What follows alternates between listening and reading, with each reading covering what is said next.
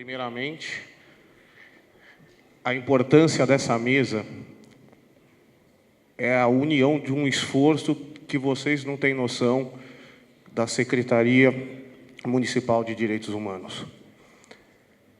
Nós sempre ouvimos, quando começamos a dar aula, dentro da Guarda, que os direitos humanos não eram próximos do guarda. O esforço que é feito para tentar trazer esse nível de palestrantes para vocês, que são pessoas do mais alto gabarito, envolve uma série de profissionais que não estão aqui. Tem pessoas praticamente dormindo na comissão, na Secretaria de Direitos Humanos.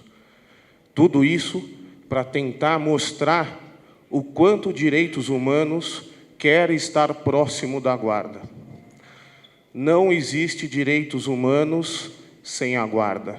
Vocês são a primeira linha de defesa dos direitos humanos. O doutor Eduardo, o doutor Pedro, praticamente não dormiram semanas antes, meses antes, para tentar conseguir fechar a agenda dessas pessoas que estão chegando. Vocês tiveram o maior mestre, o mestre do meu mestre, porque o meu mestre é o Eduardo, mas o doutor Dalmo Dallari chegou um dia antes do Chile e veio para cá, porque ele entende a importância de nós estarmos juntos. Tá? Então, era só isso que eu queria agradecer a presença de todos, entender a importância do evento, porque é uma mudança de comportamento. A cidade de São Paulo precisa desta mudança de comportamento. Tá bom? Eu queria dar a palavra, por favor, para Margarida. Se a senhora quiser, por favor, dar uma palavrinha com todo mundo, eu agradeço. Bom dia para todos. É um prazer enorme estar aqui. É a primeira vez que eu vejo uma audiência tão importante, né, socialmente, tanta gente simpática. Olha, estou até emocionada. Ainda mais que falar depois do Dalmo Dallari é uma ousadia muito grande. O título que eu gosto de dizer é que eu sou militante de direitos humanos. Eu sou apaixonada por esse assunto e há vários anos tenho me dedicado a isso. E traz muita satisfação e um sentido de vida que eu gostaria de passar para vocês. Os direitos humanos é um assunto apaixonante. Quando a gente entende bem o que isso significa, a vida tem um outro sentido. Eu senti isso com várias pessoas. Gostaria de ser capaz de passar para vocês essa convicção. Vocês vão desculpar ler, porque eu não sou advogada, sou socióloga, não tenho a facilidade de falar que tem os advogados. Nesse seminário vão continuar sendo debatidos os direitos humanos a partir de várias perspectivas, seja os direitos humanos corporificados em vários segmentos, idade, crianças, jovens, idosos, seja situações extremas como o povo de rua, usuários de droga e vários outros problemas. Pensando em minha contribuição para esse seminário, e antes de abordar o tema específico, o Plano Nacional dos Direitos Humanos, senti a necessidade de esboçar um quadro mais geral, mais amplo, para situar essa temática. Primeiro, lembrar alguns marcos bem importantes. Há 65 anos, em 1948, surgiu a Declaração Universal dos Direitos Humanos, redigida por uma Assembleia da ONU. O mundo estava estarrecido com os genocídios cometidos durante 2 guerras sangrentas e sentiu a urgência de refletir e especificar, colocando num documento quais os valores éticos e morais que deveriam servir de freio para que aquelas atrocidades horríveis não voltassem a acontecer. E deveriam também encontrar formas que servissem de referência para o futuro da humanidade. Mais do que isso, até deveriam servir para que houvesse um futuro para a humanidade. Após inúmeras discussões, foram aprovadas 30 artigos da Declaração que contém a súmula dos direitos e deveres fundamentais do homem, tanto nos aspectos individuais, nos sociais, culturais e políticos. Esses artigos expressam a consciência ética da humanidade naquele momento e propõem uma ética para os homens e para os povos. A Declaração propõe uma nova forma de convivência e de vida civilizada entre os homens e as mulheres da Terra. Esse documento foi o resultado histórico de uma longa evolução da noção de direitos do nosso mundo ocidental.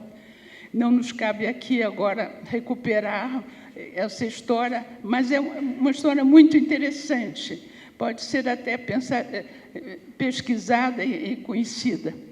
E foi um marco importante ao longo do caminho percorrido até hoje, uma fonte de inspiração para a legislação de vários povos do mundo.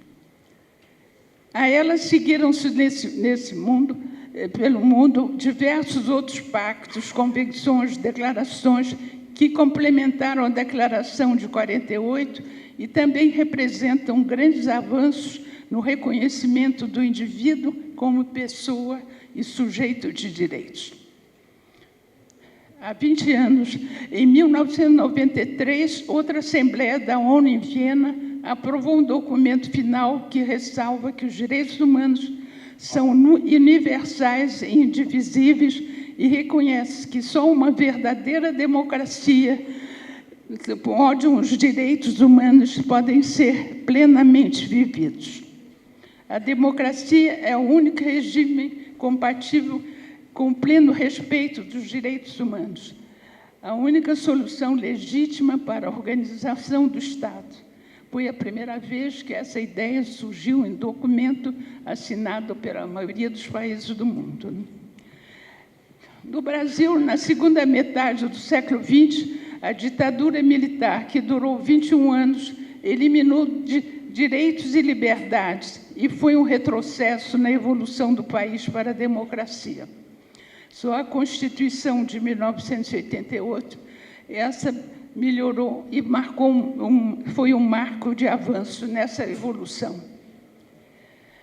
Nosso ordenamento jurídico, adotado pela essa Constituição de 1988, ao referir-se à dignidade como fundamento da República e do nosso Estado democrático de direitos, reconheceu categoricamente que o Estado existe em função da pessoa humana e não o contrário.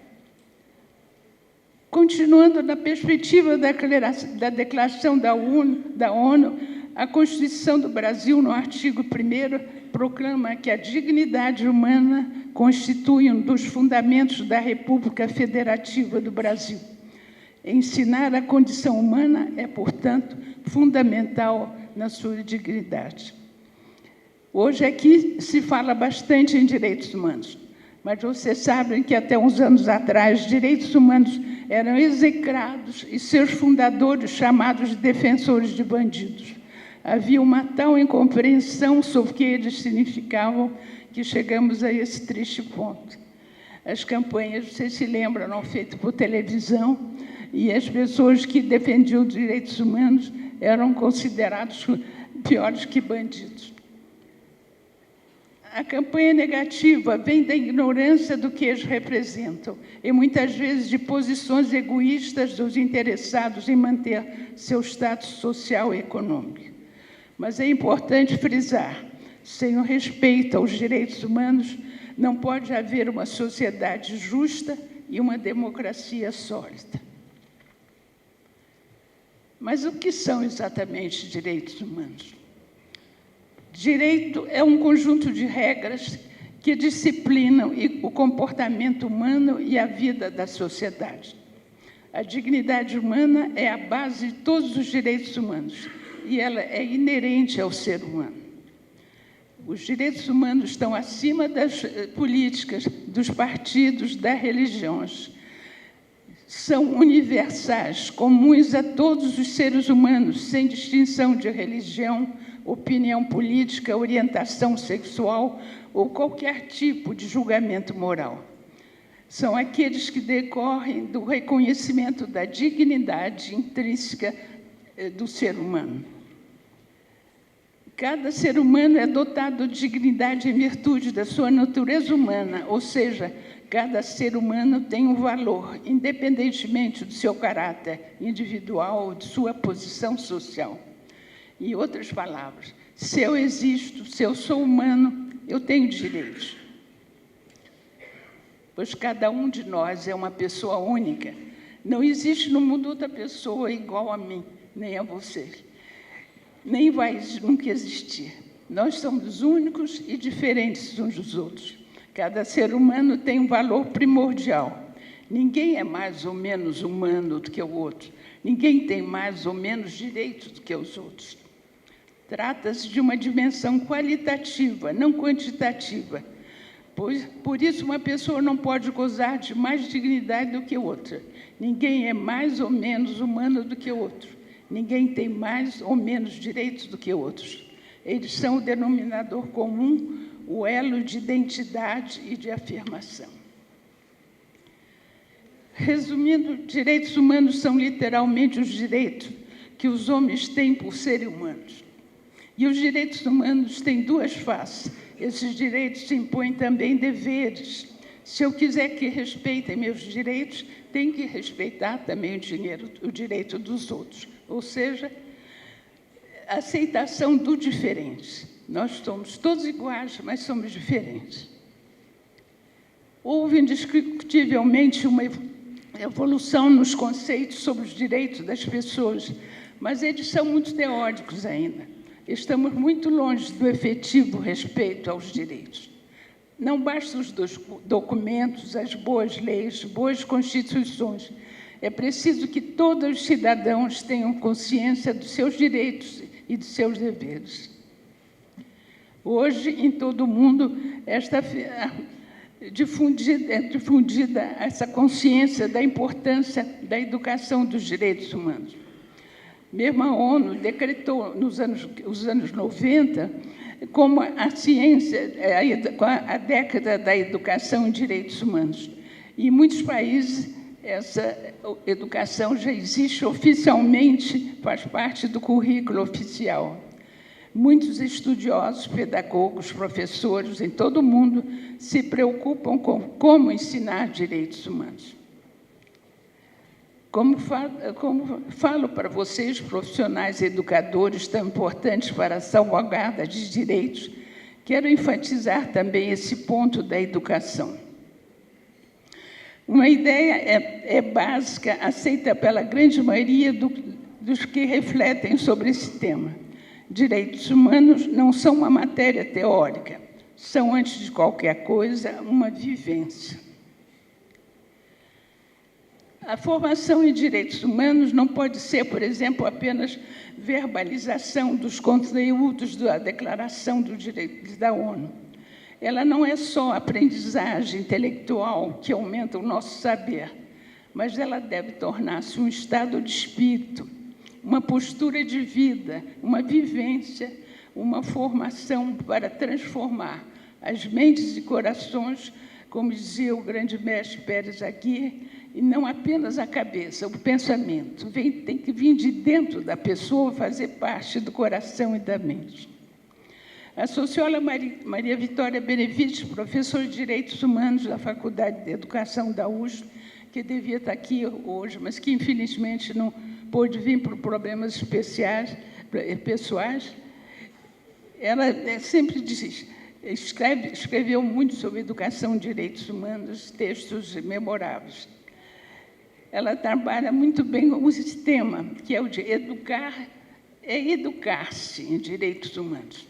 E ela diz, trata-se essencialmente de formar uma cultura de respeito à dignidade humana, através da promoção de valores da liberdade, tolerância, respeito do diferente e solidariedade. É trabalhar por uma mudança cultural que possa realmente mexer com o que está mais enraizado em nossas mentalidades, marcadas por preconceitos, por discriminação, pela não aceitação dos direitos de todos, pela não aceitação dos princípios de igualdade e justiça, e que seja orientada pelos valores de solidariedade, da cooperação, da tolerância e da paz. Esse é um trabalho muito difícil, pois deve ser feito de dentro para fora, não só em palavras, mas em atitudes, em gestos, em vivência. No momento de transição em que vivemos, muitos valores são questionados e muitos desprezados. É um momento de perplexidade e de transformações. Os partidos políticos, em geral, não entusiasmam muito. A religião já não provoca a mesma motivação. A cultura e o cultivo dos direitos humanos são uma grande trincheira, talvez uma das últimas que nos restam para a defesa dos valores éticos essenciais à pessoa humana. A educação em direitos humanos se dá no dia a dia, nas diversas situações e relações cotidianas. É preciso haver um compromisso com direitos humanos. O educador não deve ser um mero transmissor de conteúdos formais, e sim deve acreditar no que faz, no que diz. Se existe a convicção de que o respeito aos direitos humanos é fundamental para todos, não é possível, se ele não existe, não é possível despertar os mesmos sentimentos nos demais, se não fazem parte de uma profunda convicção. O exemplo aí, mais do que nunca, é essencial.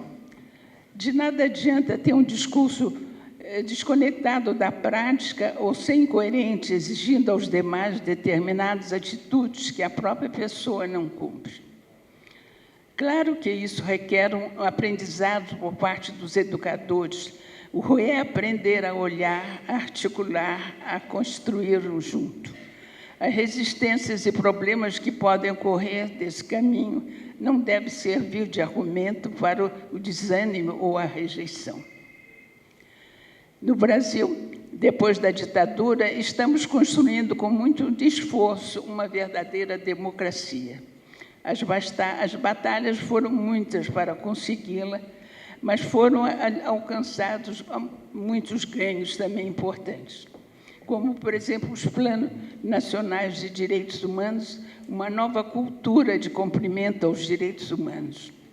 Eles são marcos dessa construção e esforço, e são ganhos não deste governo apenas, nem do anterior, mas são ganhos de toda a sociedade brasileira. São ganhos todos nossos. O Programa Nacional de Direitos Humanos é um desdobramento da mencionada Conferência de Viena, em 1993, e do Programa de Ação aí adotado. Por sugestão da Austrália, decidiu-se que cada país criaria programas nacionais de políticas públicas na área de direitos humanos. Em 1996, o Brasil foi um dos primeiros países do mundo a incrementar um programa nacional desse tipo, tendo por eixo a defesa e promoção dos direitos civis e políticos.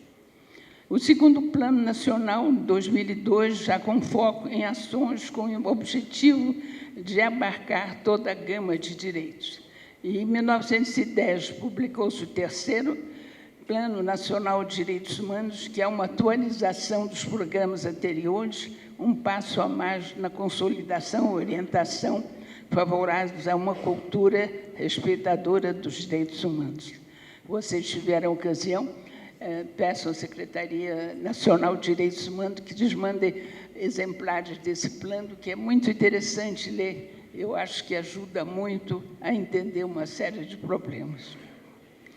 Algumas propostas são propostas de ação para o governo federal e, assim, são de cumprimento obrigatório, na medida em que o programa foi aprovado por decreto do presidente da República.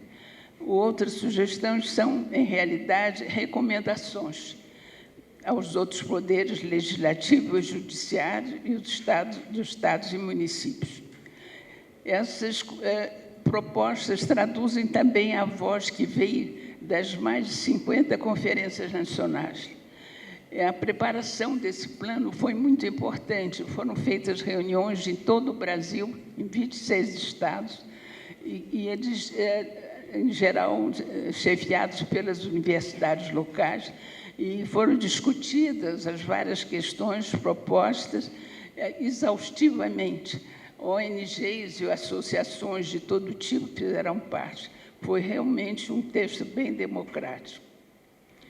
O PNDH 3, que é o Plano Nacional de Direitos Humanos 3, foi elaborado com muito empenho em discussões, encontros, seminários, e participaram desse processo mais de 6.000 pessoas. Finalmente, o processo queria identificar os principais obstáculos para a promoção dos direitos humanos no Brasil, eleger prioridades e apresentar propostas concretas. As conclusões e propostas foram reunidas num documento que foi resumido pela Universidade do Rio de Janeiro e levado a ser discutido num Seminário Internacional de Direitos Humanos em Brasília. Esse documento resultou no 3º Plano Nacional de Educação. Esses detalhes você pode contar como foi democrática a feitura desse plano. Realmente deu muito trabalho para muita gente, interessou a muita gente, e eu acho que o resultado foi muito positivo. São 2 instrumentos fundamentais para a materialização dos direitos humanos e da cidadania do povo brasileiro. Foram estudados e pensados para a construção de uma cultura voltada para o respeito aos direitos humanos e para a implementação de uma política pública capaz de consolidar o Estado democrático. Apesar dos avanços da democracia do Brasil, a sociedade brasileira ainda convive em permanente construção e, infelizmente, com muito desrespeito aos direitos humanos. Pois a vigência dos direitos não depende apenas da existência de leis. Elas são importantes, evidentemente, mas, como diz o jurista Fábio Comparato, é preciso que a sociedade aumente a sua capacidade de organização social, amplie a consciência e a exigência de uma maior igualdade de direitos, que tenha também maior participação popular no exercício das suas funções públicas. O quadro de graves violações de direitos humanos somente será alterado se conseguirmos formar cidadãos mais conscientes de seus direitos e dos meios para a sua proteção e estejam empenhados no fortalecimento do Estado democrático de direito e da cultura da paz. Para alcançar essas metas, a atuação profissional dos senhores e dos seus educandos tem um papel fundamental. Como cidadã, eu agradeço essa contribuição e desejo todos a vocês no seu trabalho muita coragem, disposição, entusiasmo, trabalhem com o coração, que a gente só ensina direitos humanos usando o coração. Os guardas civis metropolitanos são os anjos da guarda da população, vocês sabem disso, sobretudo dos mais pobres. Eles são um amparo, mas podem ser muito mais, educando os pobres, orientando, defendendo e mostrando a cada um os seus direitos. Eu agradeço muito aqui o convite do doutor Eduardo Bittar, em nome da Secretaria. Agradeço o convite de vocês, de estar aqui, e confesso que foi uma coisa importante, eu estar aqui com vocês. Eu espero ter passado um pouco esse entusiasmo pelos direitos humanos e espero também que vocês todos se tornem também militante de direitos humanos. Vale a pena. Bom, muito obrigada.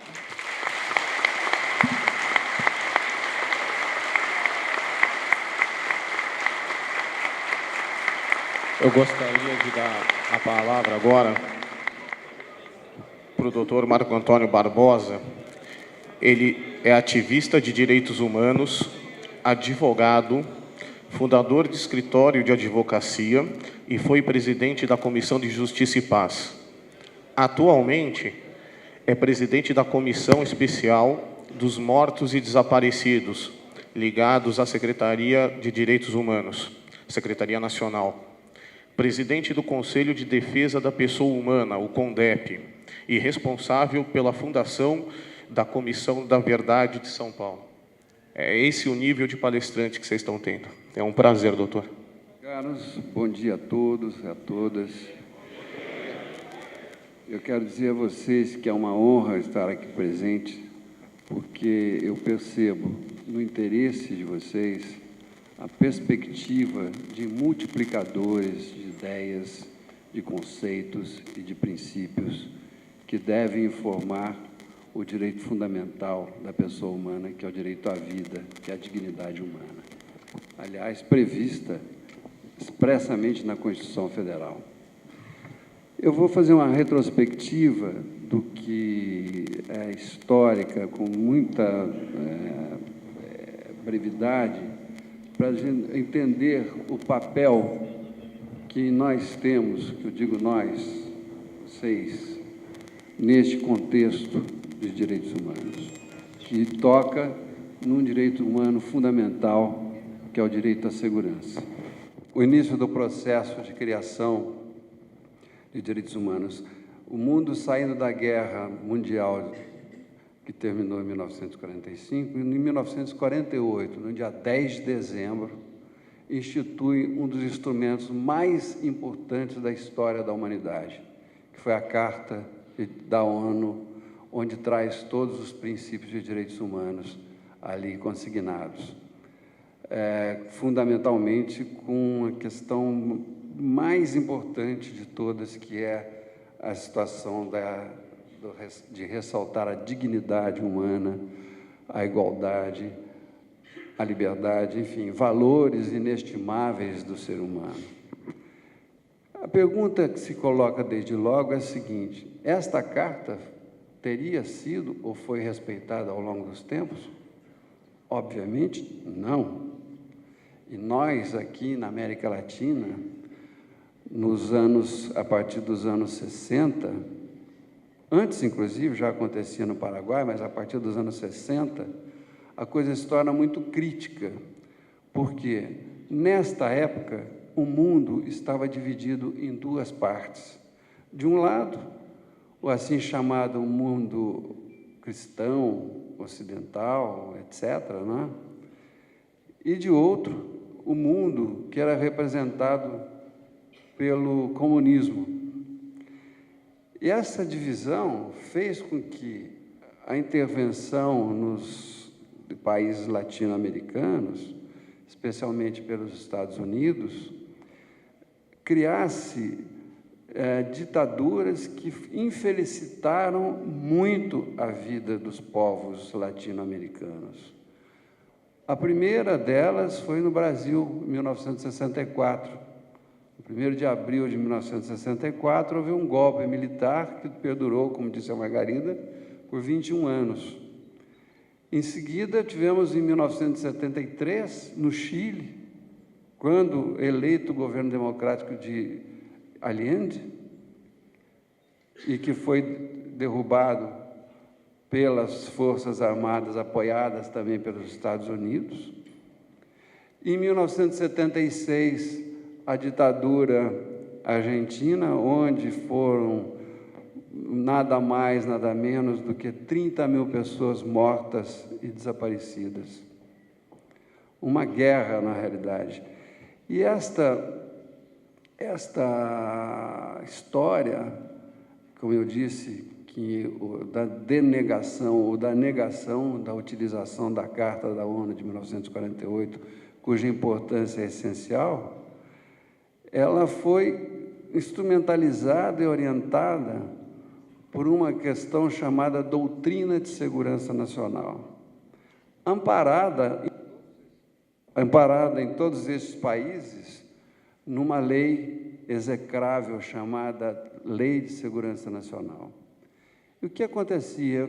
No que nos afeta? O que afeta a Guarda Metropolitana? O que afeta a segurança? Uma lei ou uma doutrina desse tipo? É que ela criava o conceito do inimigo interno, ou seja, todo cidadão seria um inimigo atrás das linhas, a ser combatido, ou seja, a Guarda, a Polícia Militar, o Exército Brasileiro, a Marinha, a Aeronáutica, enfim, todos os que lidavam com segurança tinham que lidar como se fosse contra um inimigo. Muito bem. Este conceito infelicitou, obviamente, a vida dos cidadãos brasileiros. A questão fundamental da dignidade humana criava essa dualidade, de um lado, cidadãos, e, de outro lado, pessoas lidando como segurança, como vocês fazem hoje, que é um direito humano essencial, fundamental, vou falar dele mais na frente, e que como se fossem inimigos. E este conceito terrível, este princípio, entre aspas, na verdade não é um princípio, é uma falta de princípio, na verdade, infelicitou de tal forma a formação da consciência coletiva dos cidadãos. E no Brasil, especialmente, nos anos 80, em 1982, quando aqui teve como governador o estado de São Paulo, felizmente, um governador democrata, que era o governador Franco Montoro, de saudosa memória, foi estabelecido o secretário que foi nomeado para a segurança pública e para a justiça na época, era um ex-presidente da Comissão de Justiça e Paz, doutor Zé Carlos Dias, militante em direitos humanos e advogado de presos políticos que combatia, que defendia aqueles que se contrapunham a essa doutrina do inimigo interno, que formava a consciência das forças de segurança, inclusive. E aí, imediatamente, a sociedade mais, aspas, bem postas ou mais privilegiada, se valeu dos meios de comunicação para fazer, especialmente os programas radiofônicos, desses Afanásio de Azad, etc., etc., etc., para fazer com que os presos comuns fossem como se fossem presos políticos. Ou seja, o conceito de direitos humanos, nesse momento, ficou marcado, estigmatizado, como se direitos humanos fossem direitos de bandidos. E não pode ser assim considerado. Direitos humanos é o direito de todos, em que se ressalta, como diz muito bem a Margarida, a questão fundamental da dignidade humana, que acaba por ser reconhecida no Brasil, neste livrinho, que é a nossa, que eu digo que é a Constituição, que o Ulisses Guimarães chamou da Constituição de Cidadã, onde estabeleceram-se claramente os direitos humanos, no seu artigo 5º, que são de natureza civil, liberdade de culto, de associação, liberdade de pensamento, direito de ir e vir, etc. E em outro artigo, que é o artigo 7º, 6º e 7º, que são os direitos de segunda geração, assim chamados de segunda geração, que são os chamados direitos sociais, moradia, lazer, educação, etc., etc.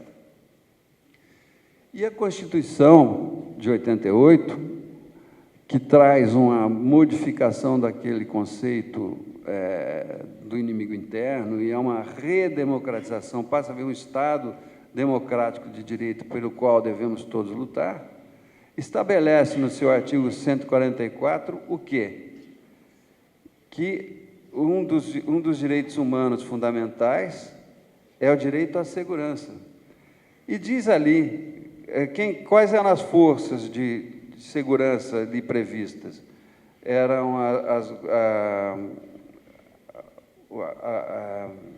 Marinha, Aeronáutica, etc., a segurança pública diz, é um dever do Estado, um direito e responsabilidade de todos, é exercido para a preservação da ordem pública e da incolumidade das pessoas e do patrimônio através dos seguintes órgãos: Polícia Federal, Polícia Rodoviária Federal, Polícia Ferroviária Federal, Polícias Civis, Polícias Militares, Corpos de Bombeiros, etc., e prevê, no parágrafo 8º, a possibilidade de a criação nos municípios de constituição de guardas municipais destinados à proteção de seus bens, serviços e instalações conforme dispuser a lei.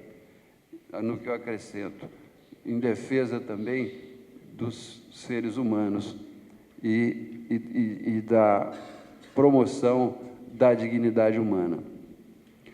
A importância de estar com vocês e de estar falando do projeto Educação e Direitos Humanos é, como eu disse, aquele conceito de inimigo interno que estabelecia como se, de um lado, fossem as forças policiais, de outro lado, os cidadãos, como se fossem grupos inimigos, um absurdo completo, quando a segurança,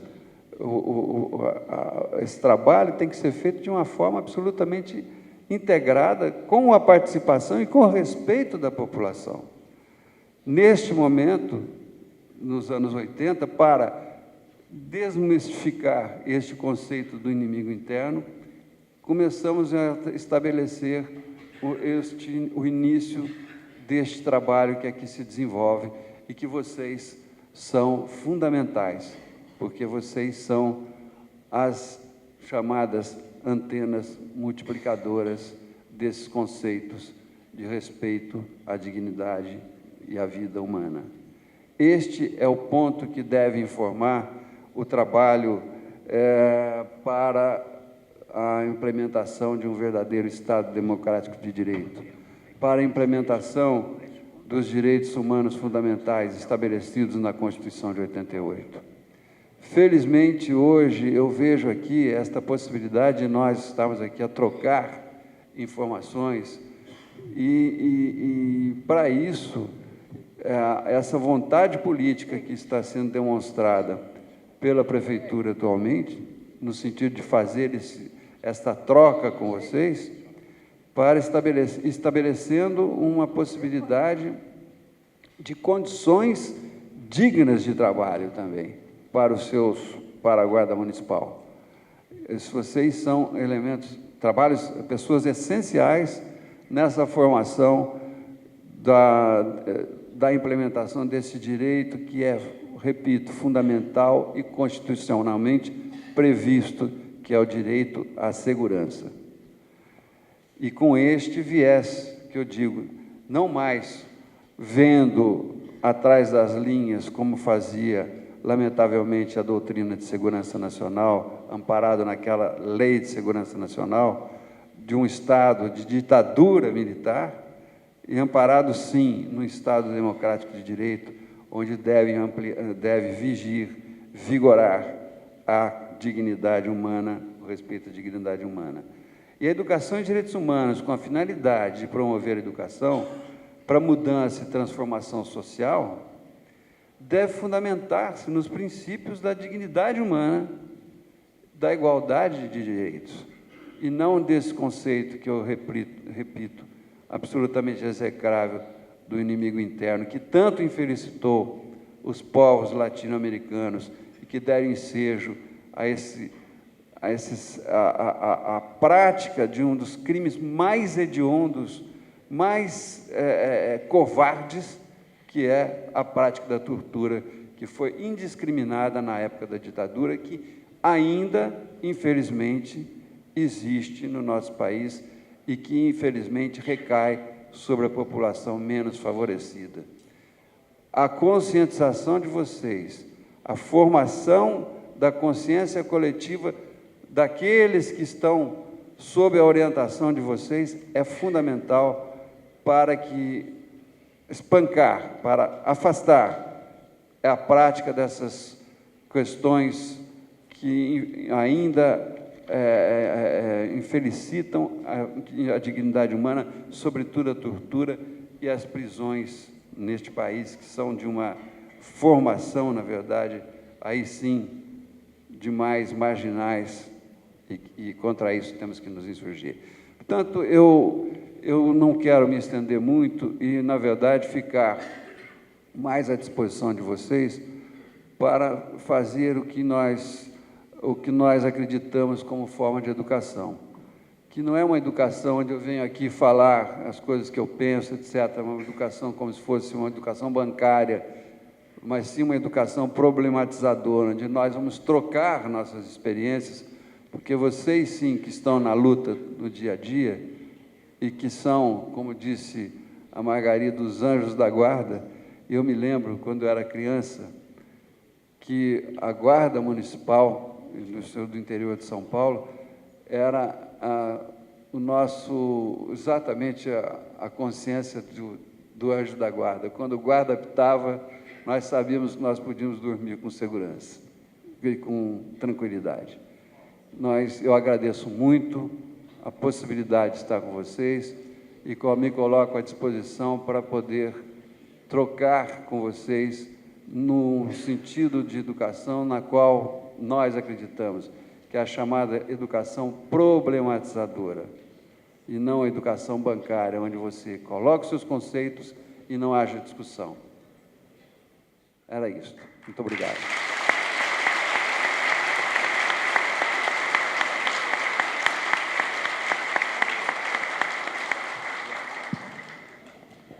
Nós recebemos já uma pergunta para a senhora. Eu recebi uma pergunta aqui que eu gostaria de responder rapidamente. Por que os militantes de direitos humanos não ocupam o mesmo espaço para defender o cidadão de bem, da mesma forma como se apressam a defender os transgressores da lei? Será que isso não faz com que tenhamos uma ideia equivocada sobre os que são os direitos humanos? É do senhor Milanês. Olha, eu acho que você tem toda a razão. Isso sempre foi uma pedra no sapato que prejudicou muito a nossa causa. Mas vocês imaginem que uma mãe que tem muitos filhos, se tem um que está gravemente doente, vai se ocupar muito mais desse filho que dos outros, não? Mal comparando, quando a gente vê um problema muito sério, urgente, a gente se ocupa mais desse, né? E, na verdade, durante a ditadura, vocês se lembram, os presos políticos eram, em grande parte, estudantes e rapazes jovens, entusiasmados, defendendo ideias certas ou erradas, mas com muito entusiasmo, eles, presos, foram jogados nas prisões. E aí eles se depararam com situações terríveis, que vocês devem conhecer, das prisões no Brasil. Eu digo sempre que todo jovem devia fazer, pelo menos uma vez na vida, uma visita à prisão, naquelas condições mais animais do que humanas, que vocês conhecem. Então, quando esses rapazes saíram da prisão, eles denunciaram essas questões. E nós todos, classe média, e na maioria também não conhecíamos, a gente ouve falar, mas assim fica a coisa muito difusa, a gente se deu conta da barbaridade que eram as prisões. Nunca, jamais, a gente quer que passar a mão na cabeça e dizer você é bonzinho, não é grave o que você fez a um bandido. Nada disso. Eu acho que um transgressor da lei tem que ser preso, tem que ser julgado justamente e tem que cumprir a pena inteira, não sair daí algum tempo porque dizem que foi bonzinho. Não é nada disso. Eu acho que as penas devem ser severas, mas justas, sempre justas, e sempre respeitando a pessoa.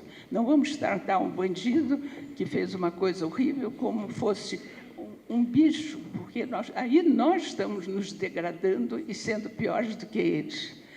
Eu acho que esse mal-entendido de que nossa atitude na época se prolongou e foi se difundindo, e hoje é uma coisa que é difícil mesmo de dizer o contrário.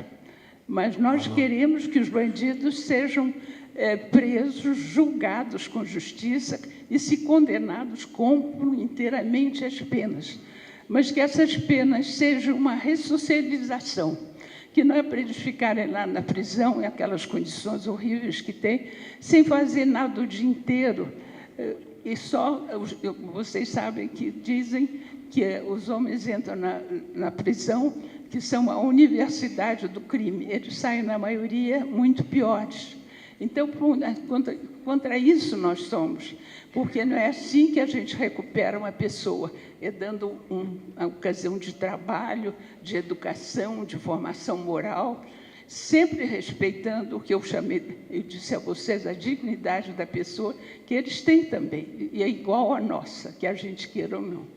Então, eu acho que essa ideia vocês devem combater, porque ela faz muito mal aos direitos humanos. Eu acho que a gente tem que mostrar que, quando a gente defende os direitos humanos, estamos defendendo os direitos de todos vocês, os nossos pessoais e os dos outros também, porque um depende dos outros. E esses direitos humanos, como eu disse, traz obrigações, tem o outro lado da medalha, e a gente não pode esquecer desses deveres também, porque só assim, respeitando a pessoa e tentando melhorá-la, é que nós vamos chegar a uma sociedade realmente com justiça e com paz e com felicidade, que é um direito também de nós todos. Muito obrigada.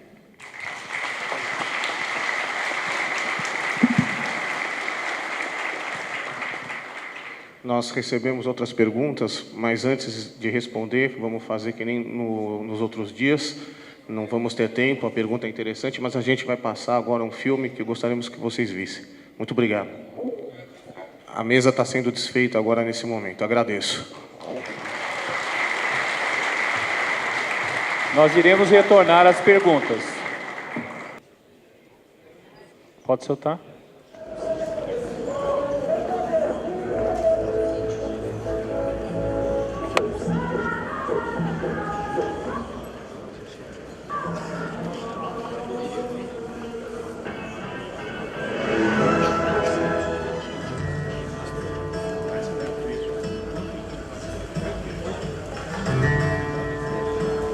Alguém viu um cidadão ou uma cidadã por aí?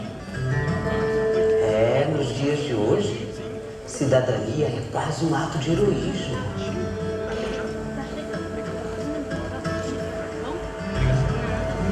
Mas afinal, o que significa exatamente esta palavra que todo mundo concorda ser imprescindível para a vida saudável da democracia?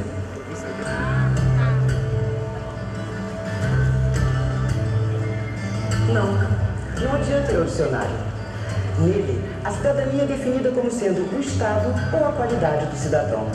E aí, ficamos na mesma. Acho que é por estas e outras que se diz que no Brasil, a cidadania é de papel.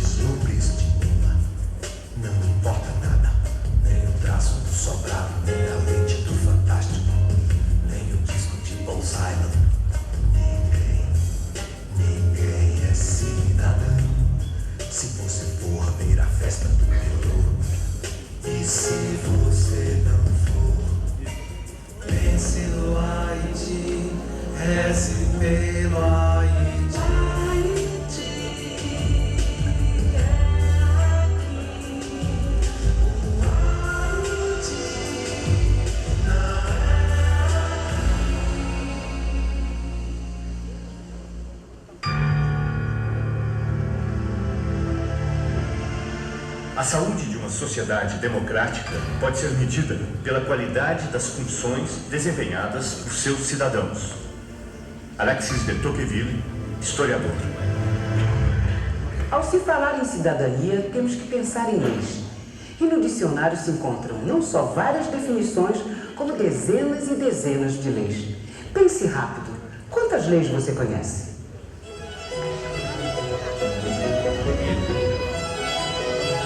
A primeira só pode ser a lei do menor esforço, claro.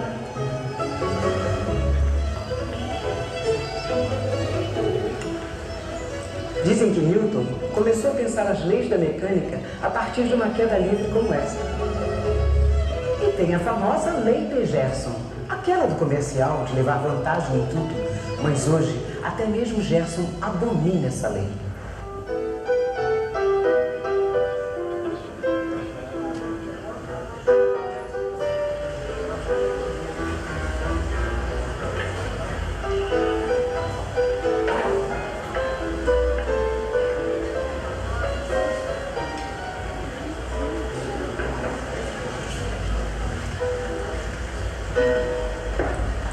Das leis mais impopulares que se tem notícia foi a que vigorou nos Estados Unidos nos anos 20, a Lei Seca, que proibia a venda e o consumo de bebidas alcoólicas.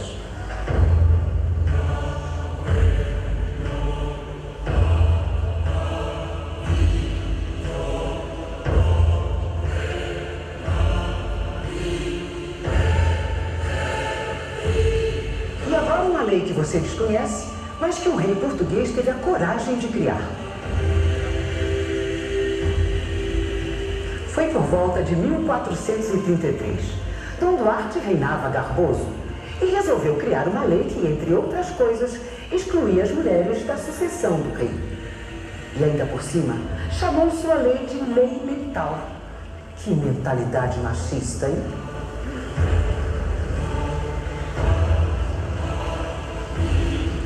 E pensa que foi só ele?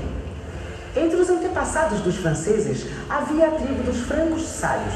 Eles criaram uma lei chamada sálica, que impedia que as mulheres se tornassem rainhas. Bem, não é à toa que a história é escrita por homens. Mas um dos primeiros atos do exercício da cidadania para valer foi façanha, sabe de quem? De uma mulher. Antígona, filha de Édipo.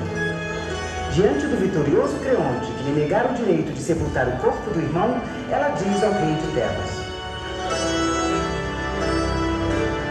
agir em nome de uma lei que é muito mais antiga do que a tua lei.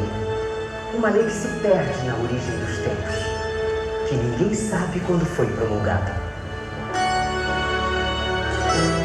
Em sua justificativa, Antígona alegou a ancestralidade de uma lei maior que o poder do rei, uma lei natural reconhecida pela razão humana.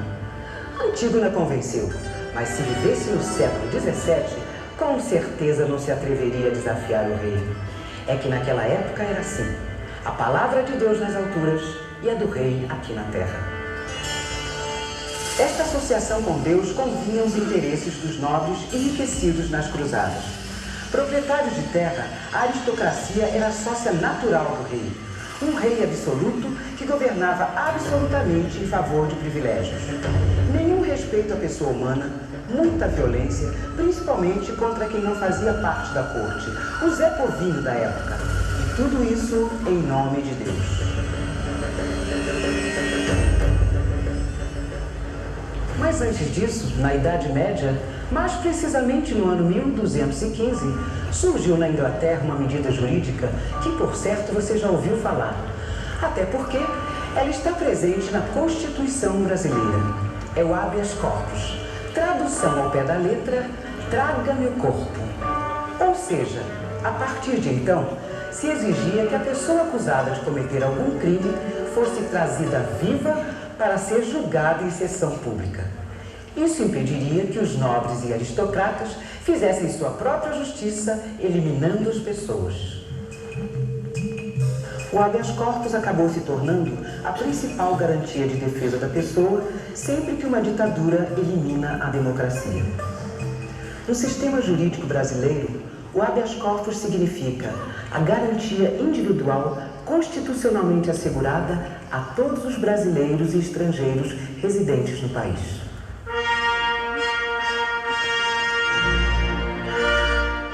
Se o povo tem fome, que coma brioches. Maria Antonieta, Rainha da França, 1788. Brioche é ótimo, mas foi por atitudes e frases como esta que Maria Antonieta perdeu sua cabeça na guilhotina. Isto em 1793. Mas, na verdade, sua cabeça começou a rolar um século antes. No século XVI, pela primeira vez, os nobres tiveram que dividir o poder. Comerciantes holandeses colocaram o rei em xeque, tiraram-lhe o poder e o entregaram a um primeiro-ministro. Eles defendiam a liberdade como sendo o principal direito do ser humano. Um mundo novo começava a nascer na Europa.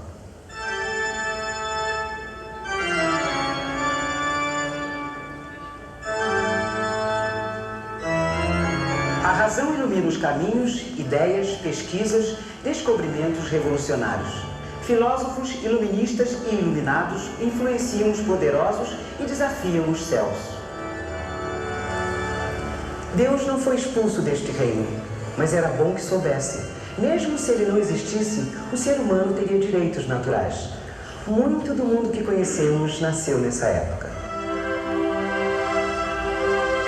Em termos de educação, o que aconteceu na Europa nessa época foi uma revolução. O ensino tornou-se universal e o conhecimento científico se libertou da influência da religião. Na Inglaterra, a educação passou a ser obrigatória para todas as pessoas até os 10 anos de idade, inclusive para as mulheres. Acredite se quiser, mas até aquela época ainda se achava que escola não era lugar para mulheres. E ainda tem gente dizendo que a falta de gênios criadores entre as mulheres se explica pela nossa inferioridade intelectual. Mas atenção!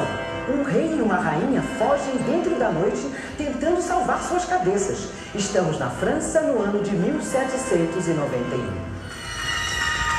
Os gritos de liberdade, igualdade, fraternidade os perseguem por toda a França. O casal é preso e o inevitável acontece.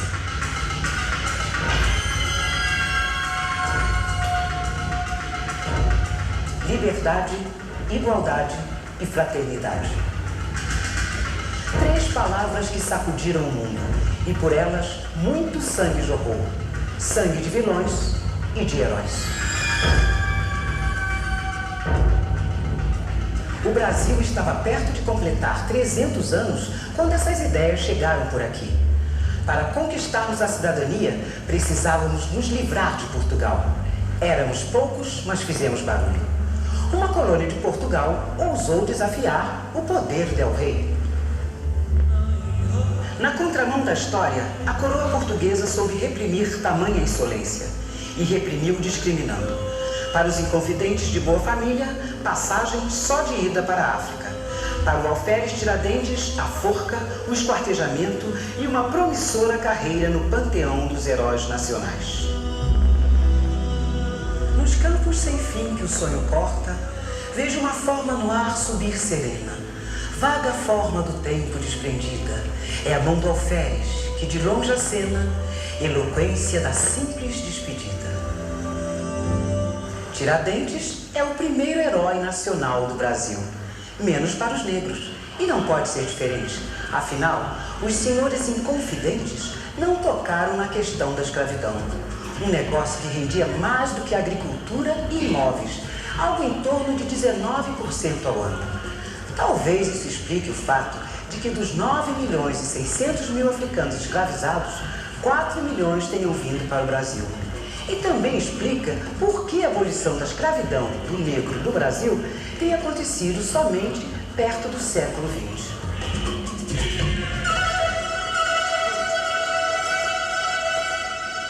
Formar o cidadão não é tarefa para um dia. Para contar com eles quando homens, é preciso instruí-los ainda crianças. Jean-Jacques Rousseau, filósofo. Sem vícios, vivendo livre na natureza e com as paixões acalmadas. Assim era o ser humano que Jean-Jacques Rousseau idealizou. Um selvagem de alma nobre. Sem dúvida, a inspiração deste personagem, criado pelo escritor Edgar Rice Burroughs, é imortalizado pelas histórias em quadrinhos e o cinema.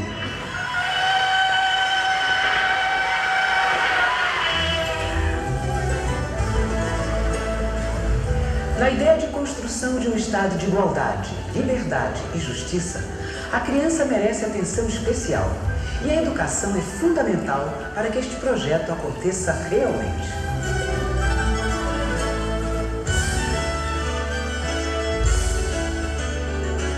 Ajudar a criança a sair de si mesma, compreender o mundo, conviver com suas próprias limitações. Do egoísmo infantil à solidariedade da idade adulta. Cidadãs e cidadãos, pessoas que abdicam livremente de seus interesses para o bem da coletividade. Uma decisão baseada na razão. Idealismos à parte, é importante compreendermos como nós humanos evoluímos do egocentrismo infantil à consciência adulta.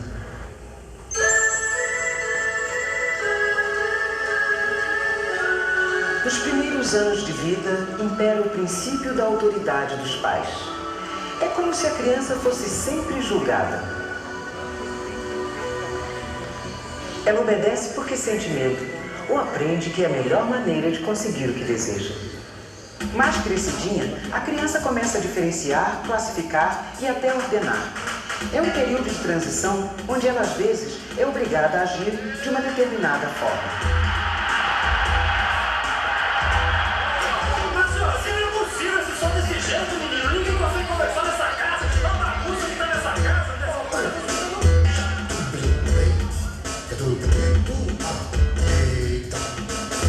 Em outras, ela coopera espontaneamente. Ela é menos ré e, por vezes, até exerce o papel de juíza. No final desta fase, a criança já consegue discutir, coordenar e defender pontos de vista. São as condições necessárias para que a noção de justiça atinja o seu pleno desenvolvimento.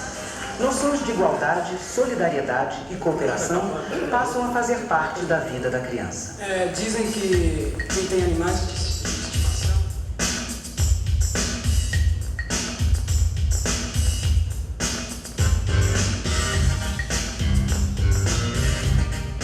O povo é aquela parte do Estado que não sabe o que quer. George Hegel, filósofo. Parece até que para o filósofo Hegel, o povo age como criança. Hegel deve ter tido lá suas razões para afirmar que o povo não sabe o que quer. Agora, se o povo, a gente quiser saber, basta consultar a história e ver quantos e quais são os direitos a que temos direito. Consultando a história, você vai saber que no mundo novo criado pela razão, os deveres do súdito foram substituídos pelos direitos do cidadão. E da cidadã também, claro.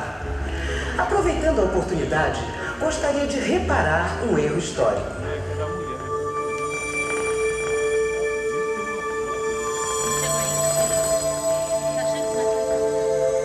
Afinal, mais uma vez foi uma mulher que, definindo cidadania, encerrou a questão afirmando: cidadania é o direito de termos direito. Hannah Arendt, escritora.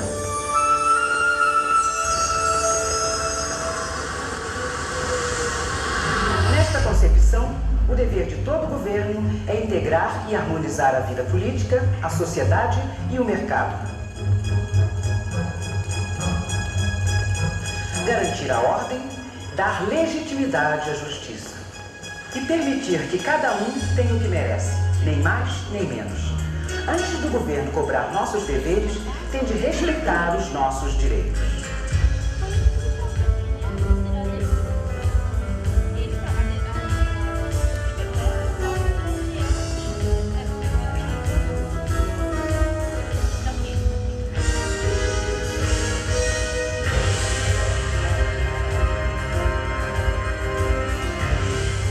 Para que o apetite dos governantes seja contido e todos saibam quais são as regras do jogo, elabora-se este documento, a Constituição. E sabe quais são as funções da Constituição? Primeiro, informar aos países do mundo inteiro que o país existe e está política e juridicamente estruturado. O Brasil é uma república federativa. Segundo, dar legitimidade a quem governa e dizer como deve governar. Terceiro, dizer quais são e como funcionam as instituições do país. Quarto, servir de guia para as questões referentes ao sistema jurídico. Quinto, educar para a cidadania. Só para se ter uma ideia, na Declaração dos Direitos do Homem e do Cidadão da Revolução Francesa, o artigo 16 diz: toda sociedade que não assegura a garantia dos direitos, nem determina a separação dos poderes, não tem Constituição.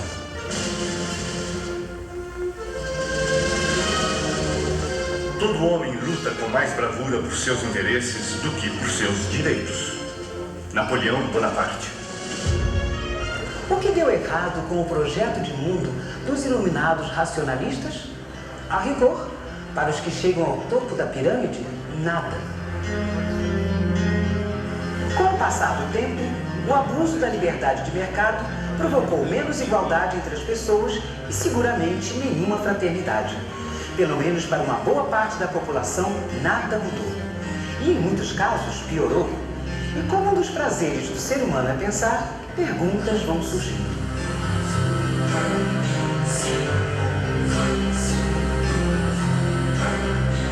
São indagações que levaram às lutas pelos direitos coletivos. E elas nasceram onde justamente o idealismo vira fumaça, na dura realidade das fábricas. E os direitos a serem conquistados são os que dizem respeito à coletividade. Eles iniciam pelos direitos trabalhistas, evoluem para o direito à educação, à saúde, à habitação e à cultura. Bebida é água, comida é pasto. Você decide o que quer, você tem fome de quê? A gente não quer só comida, a gente quer comida, diversão e arte. A gente não quer só comida, a gente quer saída para qualquer bar. A gente não quer só comida, a gente quer bebida, diversão, balé. A gente não quer só comida, a gente quer a vida como a vida quer. A gente não quer só comer, a gente quer comer e quer fazer amor.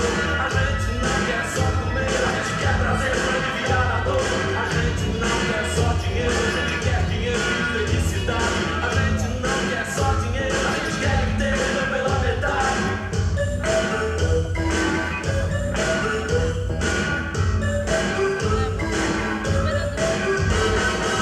Diversão e arte, para qualquer parte. Diversão, balé, como a vida quer. Para se avaliar a quantas anda a cidadania de uma sociedade, basta olhar a educação. O analfabetismo é um dos sintomas mais agudos da falta de cidadania. É a morte lenta da liberdade do indivíduo e da autossuficiência do país.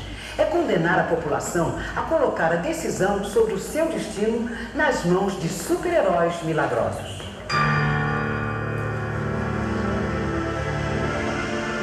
Desgraçado país que necessita de heróis. Bertolt Brecht, dramaturgo.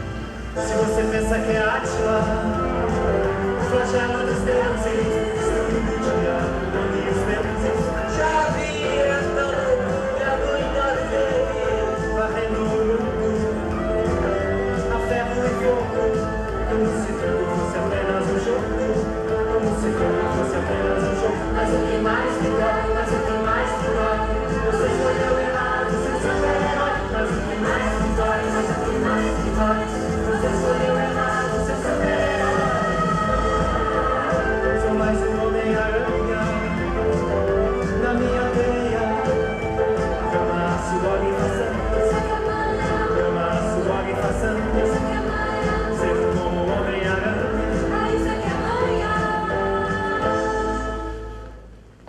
Em 1986, no Brasil, éramos 69 milhões de eleitores. Os analfabetos com primeiro grau incompleto, 26 milhões. Isso quer dizer que quase 40% de todos os eleitores poderiam ser considerados analfabetos de fato. Eleitores com segundo grau completo eram 6 milhões e 700 mil. E com superior completo, 3 milhões e 100 mil. A quem interessa essa situação? Durante as lutas para se conquistar os direitos coletivos, acreditava-se que a tecnologia desqualificava o trabalhador. Hoje, na velocidade com que a tecnologia automatiza o trabalho, o número de desempregados cresce assustadoramente. Muitos veem neste fato uma séria ameaça à segurança dos países. Outros otimistas acreditam que a tecnologia sai do laboratório e chega às linhas de produção. Nesta situação, dizem, não há mais vantagem em se manter modelos econômicos baseados na exploração intensiva de mão de obra barata e não qualificada. Neste contexto, como fica a cidadania?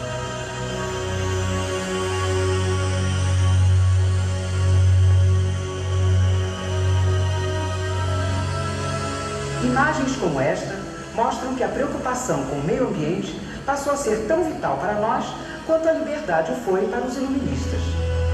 Simplesmente temos direito a um mundo saudável para viver.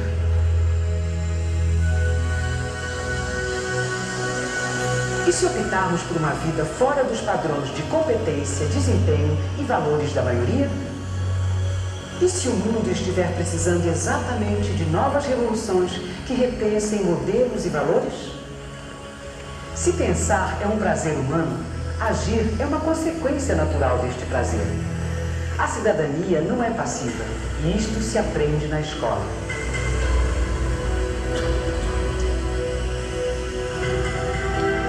No período pré-escolar e nas primeiras séries, brincamos e jogamos. Na interação com o outro, superamos nosso egocentrismo.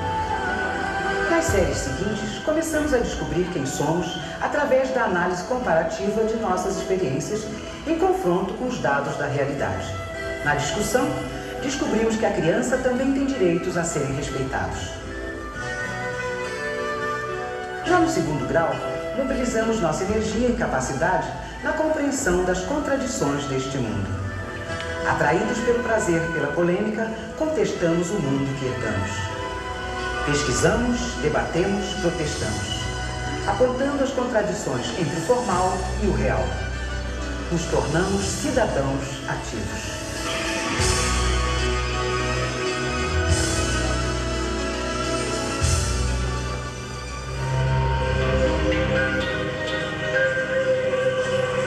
O Brasil é uma imensa fazenda. Cláudio Rocha, cineasta.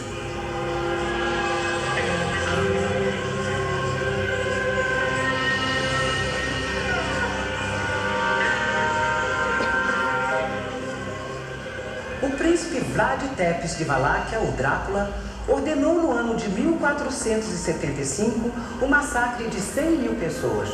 Mulheres e crianças morriam empaladas enquanto o príncipe se divertia com sua corte. Considerando que seu principado contava com 500.000 habitantes, é como se hoje o nosso governo mandasse matar 24 milhões de brasileiros. Em 1993, no interior do estado do Pará, 16 pistoleiros massacraram 7 trabalhadores desarmados a mando de fazendeiros. 3, mesmo feridos, conseguiram fugir. 4 morreram. Um deles, agonizando, viu seu corpo ser sangrado e o seu sangue ser bebido por um dos pistoleiros.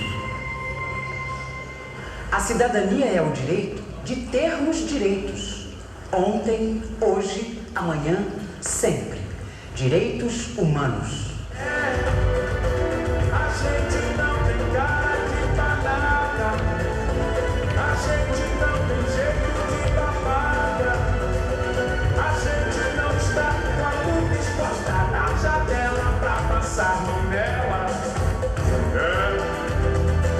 A gente quer viver tranquilo, a gente quer viver todo perfeito, a gente quer viver uma nação, a gente quer ser um cidadão, a gente quer viver uma nação, a gente quer ser...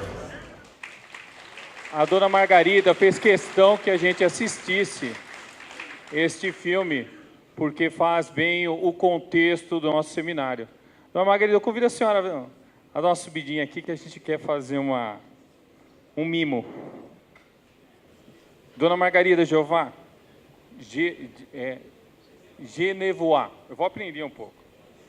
A Guarda Civil Metropolitana e a Secretaria de Segurança Urbana e a Secretaria de Direitos Humanos e Cidadania, gostaria de lhe fazer uma homenagem em seus 90 anos, pelo que é como pessoa, pelo que significa pela luta pelos direitos humanos e pelo exemplo de vida. Obrigado pela sua presença entre nós. Ela vem para aqui, a surpresa. Aceite com carinho.